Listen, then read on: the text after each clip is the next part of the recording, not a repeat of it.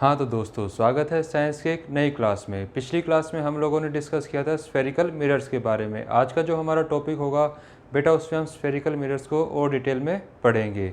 ठीक है, तो चलिए आज की क्लास शुरू करते हैं। बेटा, हमारा जो आज का टॉपिक रहेगा वो होगा कनकेव मिरर के ऊपर।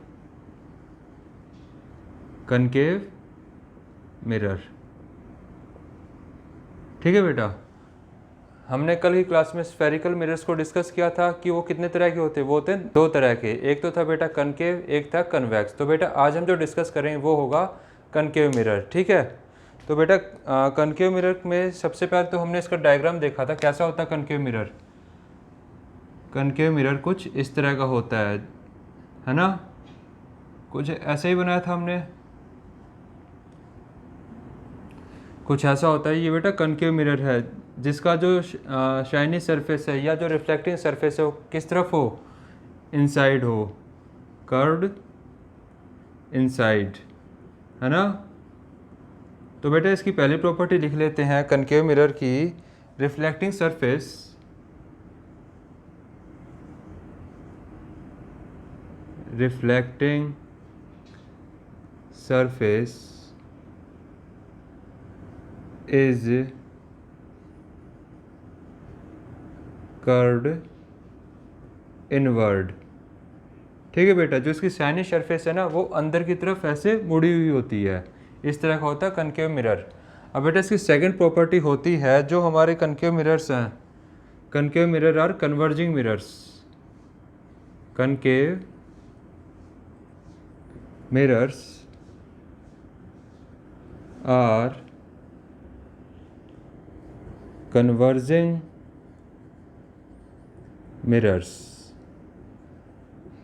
ठीक है बेटा, अभी एक कन्वर्जिंग क्या होता है इसको देख लेते हैं एक बार। अभी हल्का सा इंट्रोड दे रहा हूँ, बाकी जब आगे डिस्कस करें डिटेल में अच्छे से समझा दूंगा आप लोगों को। मान लिया बेटा ये हमारा कोई कनकेव मिरर है, ठीक है, और इस रिफ्लेक्टिंग सरफेस के ऊपर ये एक रे ऑफ लाइट आने लग रही है। ठीक है बेटा, अब जैसे ही ये इससे रिफ्लेक्ट होती है, मान लेते हैं ये इस पॉइंट से जाती है, ठीक है, ऐसे ही एक और जाएगी बेटा, ये भी एक इंसिडेंट रे है, रिफ्लेक्टिंग जो रे है वो सेम पॉइंट से। बेटा ये जो पॉइंट होता है ना ये फोकस होता है, ठीक है। जब सारी रिफ्लेक्टिंग रेस एक सिंगल पॉइंट से पास आउट करती हैं तो बेटा वो जो पॉइंट होता है वो होता है प्रिंसिपल फोकस, या फिर हम बोल सकते हैं फोकस। ठीक है, अब बेटा देखो ये जो पैरेलल लाइंस थी, इसको एक सिंगल पॉइंट पे ये सारी रेस को क्या कर रहा है, ये सारी रेस को एक पॉइंट पे कन्वर्ज करने लग रहा है। तो बेटा इसी वजह से जो कनकेव मिरर है वो कैसे मिरर्स हैं, कन्वर्जिंग मिरर, कि ये एक पॉइंट पे जितनी भी उसके ऊपर रेज आती हैं उन सबको सिंगल पॉइंट पे फोकस करवा देता है। ठीक है बेटा, इसलिए इसकी सेकंड प्रॉपर्टी और ये मोस्ट इंपॉर्टेंट है, काफ़ी जगह यूज़ भी होती है। अब इसके ये तो होगी बेटा बेसिक प्रॉपर्टीज़ के बारे में। हम पढ़ेंगे जो स्फेरिकल मिरर्स है इसके कुछ टर्मिनोलॉजी होती है बेटा, उसके बारे में जानते हैं कि कनकेव मिरर के यूज़ में या फिर इसके कॉन्टेक्स्ट में क्या क्या टर्म्स यूज़ होती हैं और उनका मीनिंग क्या होता है। इसको आप एक बार वीडियो को पॉज करके नोट डाउन कर लेना, कनकेव मिरर की प्रॉपर्टीज़ हैं। अब इसके साथ जो टर्म्स यूज़ होती हैं उनको हम समझ लेते हैं एक बार क्या क्या है। हाँ तो बच्चों, अब हम ये देखते हैं, मैंने यहाँ पे एक स्फेयर बना रखा है, ठीक है, स्फेयर बना हुआ है यहाँ पे। अब मान लेते हैं ये स्फेयर किस चीज़ का बना हुआ है, ये बना है बेटा ग्लास का, ठीक है, शीशे का एक स्फेयर बना हुआ है। हम क्या पढ़ रहे हैं, स्फेरिकल मिरर्स के बारे में। तो बेटा एक चीज़ बताओ, अगर ये एक कंप्लीट स्फेयर है, अगर मैं इसका कितना पोर्शन कट कर दूँ, मान लिया इतना पोर्शन मैंने कट कर दिया है ये, और इस तरफ का हटा दे, सिर्फ ये पोर्शन रह गया, और अंदर वाला जो एरिया है इसको मैं कर दूँ पॉलिश, तो बेटा ये हमारा बन गया ये कनकेव मिरर, है ना, ये हमारा कनकेव मिरर बन गया। अब बेटा एक चीज़ देखो, ये जो कनकेव मिरर हमारा बना है, ये जिस स्फेयर का पार्ट था उसका एक सेंटर भी होगा, मान लिया ये उसका सेंटर था, है ना। अब बेटा इस सेंटर को हम लोग डिनोट करेंगे सी से, और बेटा ये जो सी है ना इसे हम लोग बोलते हैं सेंटर ऑफ कर्वेचर, ठीक है। अब बेटा जो सी है ये होता है सेंटर ऑफ कर्वेचर। समझ में आ गया होगा सी हमने कैसे पता चला कि सी क्या है और हम किसे सी बोलते हैं। जो हमारा ये कनकेव मिरर है इसका जो बेटा सेंटर था इसी को हम लोग क्या बोलेंगे, सेंटर ऑफ कर्वेचर। तो बेटा अब एक एक करके ये जो इम्पोर्टेंट वर्ड्स इसमें यूज़ होंगे उनके बारे में लिख लेते हैं।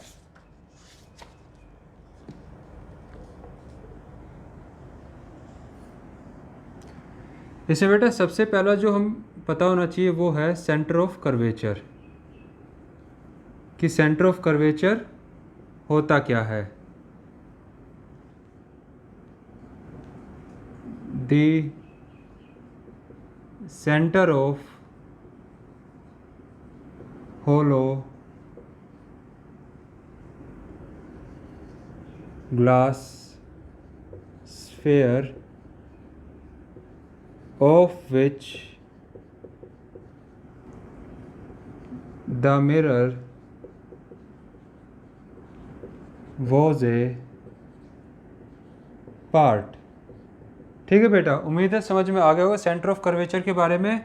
अब बेटा जो इससे अगला जो वर्ड है वो है बेटा हमारा प्रिंसिपल एक्सिस।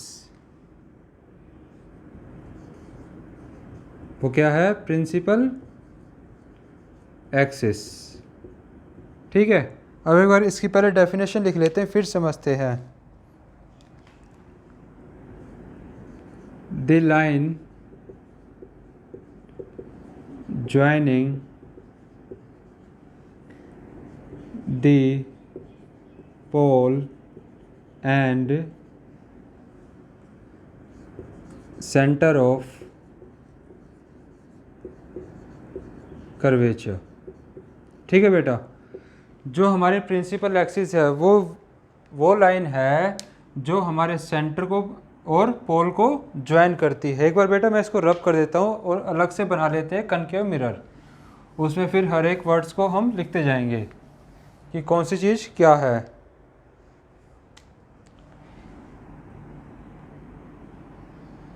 बेटा मान लिया ये हमारे पास हमारा एक कनकेव मिरर है। कनकेव मिरर है तो ये जो साइड है, जो इसकी रिफ्लेक्टिंग साइड है वो अंदर की तरफ होगी।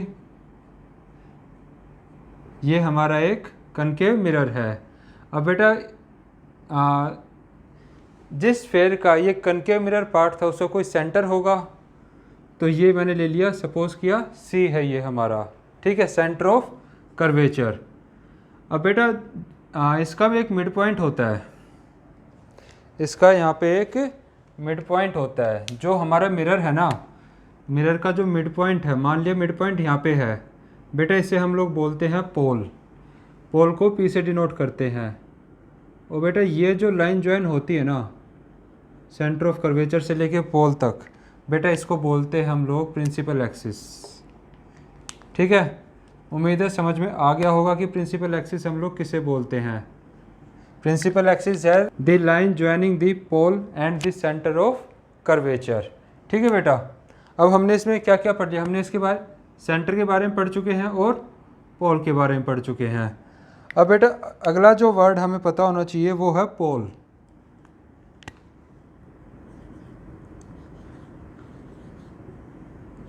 पोल किसे बोलते हैं? पोल मैंने बता दिया है, it is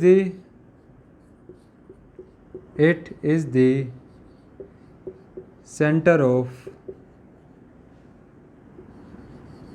spherical, it is the centre of mirror. ठीक है बेटा, ये कनकेव मिरर था, इसका जो सेंटर है उसे हम लोग बोलेंगे पोल। अब उससे अगला जो वर्ड आता है वो है बेटा रेडियस ऑफ कर्वेचर। अगला वर्ड जो हमें पता होना चाहिए वो है रेडियस ऑफ कर्वेचर। ठीक है, अब इसके बारे में लिख लेते हैं। रेडियस ऑफ कर्वेचर के बारे में ये है बेटा the distance between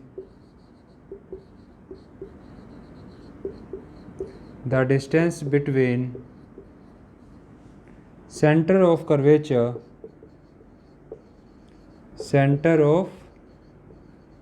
curvature and the पोल। अब बेटा रेडियस ऑफ कर्वेचर वो डिस्टेंस है जो पोल और सेंटर ऑफ कर्वेचर के बीच में है, ठीक है। और इसको हम लोग डिनोट करते हैं कैपिटल आर से। मतलब बेटा यहाँ से लेके यहाँ तक का डिफरेंस जो डिस्टेंस है वो कितना है, कैपिटल आर, ठीक है बेटा। उम्मीद है समझ में आ रहा होगा कि कैपिटल आर है रेडियस ऑफ कर्वेचर, सी है सेंटर ऑफ कर्वेचर और पी क्या है, पोल। और बेटा ये जो लाइन है इसे हम क्या बोलते हैं, प्रिंसिपल एक्सिस। एक बार आप वीडियो को पॉज करके इतना आप अपनी कॉपी में नोट डाउन कर लो, उसके बाद हम अगली टर्म्स पढ़ेंगे, ठीक है।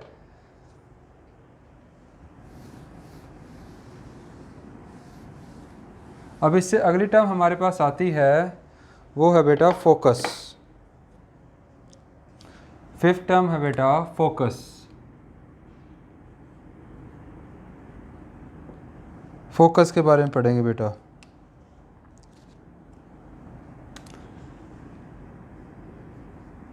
Focus is the point on the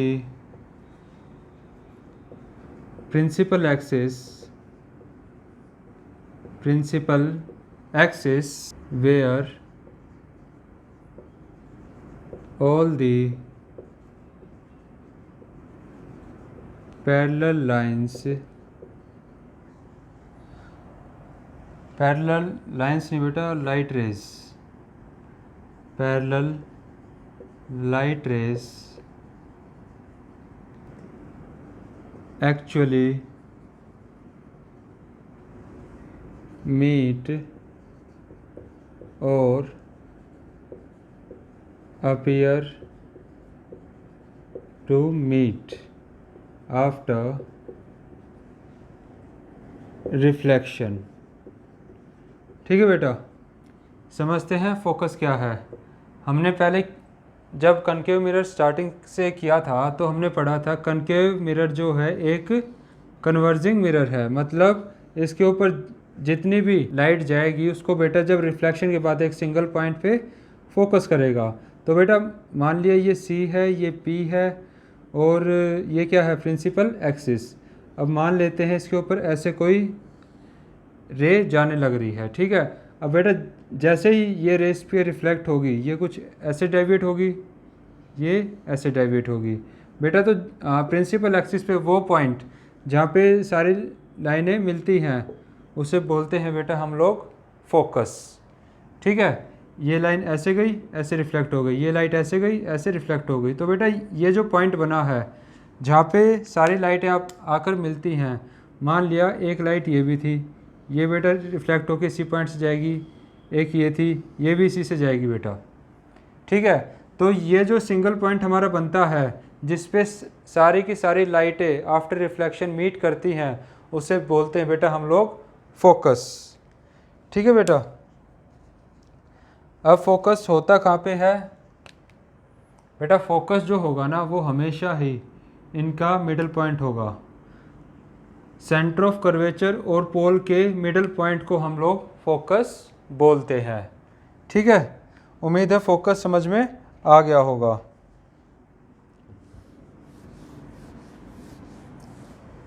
अब बेटा हमारा लास्ट वर्ड बचता है वो है फोकल लेंथ। सिक्स्थ है बेटा हमारा फोकल लेंथ। अब बेटा फोकल लेंथ क्या होती है, फोकल लेंथ है बेटा द डिस्टेंस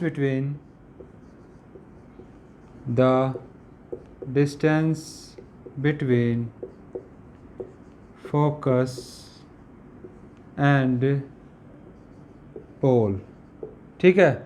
अब इसको बेटा डिनोट करते हैं हम लोग, डिनोटेड बाय स्मॉल एफ, ठीक है। कहने की बात ये है फोकस और पोल के बीच में जितना डिस्टेंस है ना बेटा उसको हम लोग बोलते हैं focal length, denoted by small F, ठीक है। अब इसका फॉर्मूला होता है बेटा फोकल लेंथ का, वो आप लोगों को याद रखना है। मोस्ट इम्पोर्टेंट फार्मूला है फोकल लेंथ निकालने का। कई बार क्वेश्चन पूछ लेते हैं कि find the focal length of a lens having radius of curvature something, कुछ भी दे देंगे जैसे 10 सेंटीमीटर, ठीक है। तो बेटा फॉर्मूला है F होता है हमेशा R/2। ये बेटा याद रखना। अब यहाँ पे R क्या है? R है बेटा यहाँ पे आपका रेडियस ऑफ कर्वेचर। इसे बोलते हैं बेटा हम लोग रेडियस ऑफ कर्वेचर। एक बार आप वीडियो को पॉज करके इसको नोट डाउन कर लो, क्योंकि यहाँ पे जो कनकेव मिरर के बेसिक कंसेप्ट है वो हमारे कंप्लीट हो चुके हैं कि हमें कनकेव मिरर में किन किन चीज़ों के बारे में पता होना चाहिए। ठीक है बेटा, इसको एक बार अपनी कॉपी में नोट डाउन कर लो। और ये फार्मूला मोस्ट इम्पोर्टेंट है, जब आगे हम क्वेश्चंस करेंगे तो उसमें फार्मूला काफ़ी जगह यूज़ होगा फोकल लेंथ निकालने में।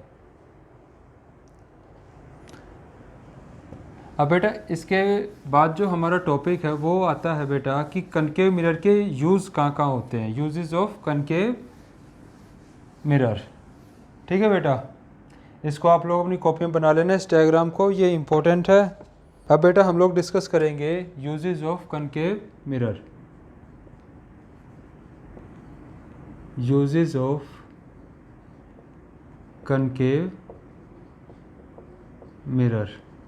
ठीक है बेटा, इसमें फर्स्ट पॉइंट लिखते हैं कि कनकेव मिरर कहाँ कहाँ यूज़ होता है। बेटा जो कनकेव मिरर है ना वो हमारा यूज़ होता है यूज्ड इन टॉर्च। बेटा जो घर पे टॉर्च यूज़ होती है आपने देखा होगा, जहाँ पे बल्ब लगा होता है उसका जो पीछे का पोर्शन होता है वो किस शेप में होता है? ऐसी शेप में होता है ना, और यहाँ बल्ब लगा रहता है। तो बेटा ये जो शाइनी सरफेस है ये एक कनकेव मिरर लगा होता है बेटा टॉर्च में भी। ठीक है, व्हीकल हेडलाइट। बेटा जो हमारी स्कूटर गाड़ी बाइक हैं सभी में कनकेव मिरर यूज़ होता है। ठीक है, और उसके अलावा जो सर्च लाइटें होती हैं यूज्ड इन सर्च लाइट्स। ठीक है बेटा, अब बेटा कई बार क्वेश्चन आता है कि कनकेव मिरर ही क्यों यूज़ होता है, तो आप इसमें लिख लेंगे reason to get powerful parallel beam of light. ठीक है बेटा, क्योंकि हमें पता है कनकेव मिरर्स जितने भी उसके ऊपर लाइटें आएंगी उनको सबको एक पॉइंट पे फोकस कर देता है। तो बेटा हमें पता है जब अलग अलग टुकड़ों की लाइटें अगर सिर्फ एक सिंगल पॉइंट पे रिफ्लेक्शन के बाद ऐसे फोकस हो जाती हैं तो बेटा यहाँ पे मैक्सिमम लाइट हो जाएगी, है ना। इसी वजह से जो कनकेव मिरर है हमारा व्हीकल हेडलाइट टॉर्च वगैरह में यूज़ होता है। ठीक है, उसके अलावा सेकंड यूज़ बेटा इसका कहाँ होता है? Concave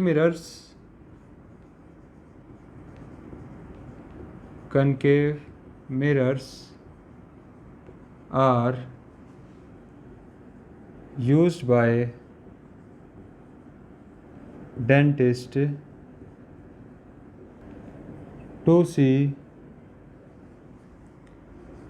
large image of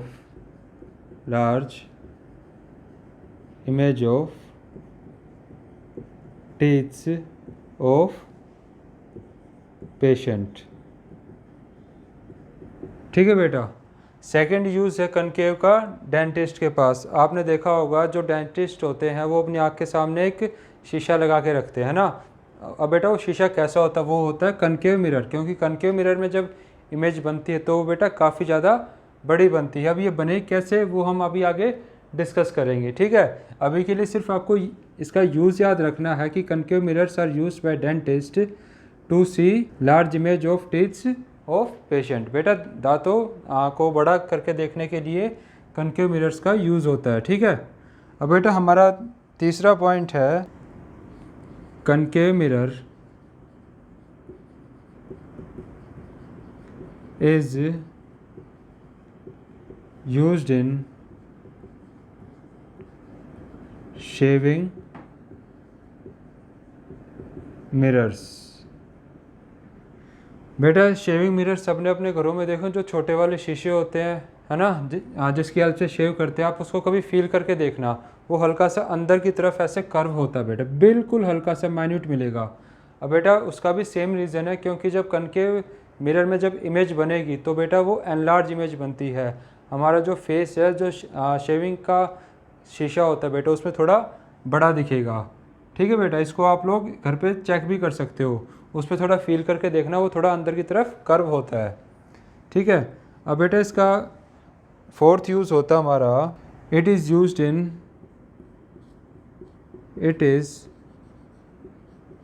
in solar furnace. अब बेटा सोलर फर्नेस में भी कनकेव मिरर का यूज़ होता है। क्यों होता है ये समझ लेते हैं। मान लिया बेटा ये कोई कनकेव मिरर है, काफ़ी बड़े मिरर से बेटा, ठीक है, ये काफ़ी बड़ा मिरर है और यहाँ पे बीच में कुछ ऑब्जेक्ट रखा हुआ। हमें पता है जो कनकेव मिरर है वो कैसे एक्ट करता है, concave mirror act as a converging mirror. ठीक है। अब जैसे ही इसके ऊपर सनरेज आगे पड़ेंगी तो बेटा ये सारी सनरेज को एक सिंगल पॉइंट पे फोकस कर देता है। ठीक है। तो बेटा जो फर्नेस होती है, जो भट्टी होती है, वो इसी तरह से काम करती है। सन की जितनी भी रेज इसके ऊपर आएंगी वो बेटा इन सबको एक पॉइंट पे फोकस कर देती है। बेटा एक पॉइंट पे अगर इतनी ज़्यादा लाइट फोकस हो जाएगी तो वहाँ का टेम्परेचर अपने आप इंक्रीज़ हो जाएगा। तो इसलिए बेटा जो सोलर फर्नेस है ना, वो उसमें भी कनकेव मिरर का यूज़ होता है। ठीक है बेटा। तो हमारे कनकेव मिरर के यूजेस सिर्फ इतने ही थे। इन चारों को आप लोग अपनी कॉपी में नोट डाउन कर लेना और याद कर लें, क्योंकि पेपर में डायरेक्ट क्वेश्चन आ जाता है कि what are the uses of concave mirror. ठीक है बेटा। तो हमारा आज का टॉपिक हम इतना ही रखते हैं। इसमें बेटा इससे आगे का जो कनकेव मिरर का टॉपिक है वो हम अपनी नेक्स्ट क्लास में करेंगे। मुझे उम्मीद है आज जो हमने टॉपिक डिस्कस किया है आप लोगों को अच्छे समझ में आ गया होगा। लेकिन फिर भी अगर किसी बच्चे कोई क्वेश्चन है या कोई डाउट है तो बेटा आप लोग मुझसे अपने क्वेश्चन और डाउट शेयर कर सकते हो। शेयर करने का तरीका आप लोगों को पता है, कमेंट बॉक्स में अपने क्वेश्चन मेंशन करके, और मैं कोशिश करूँगा आपके हर कमेंट और क्वेश्चन को मैं क्लियर कर पाऊँ। एंड बेटा इन द एंड अगर आज की वीडियो आपको पसंद आई हो so please like, share and subscribe my channel. Thank you.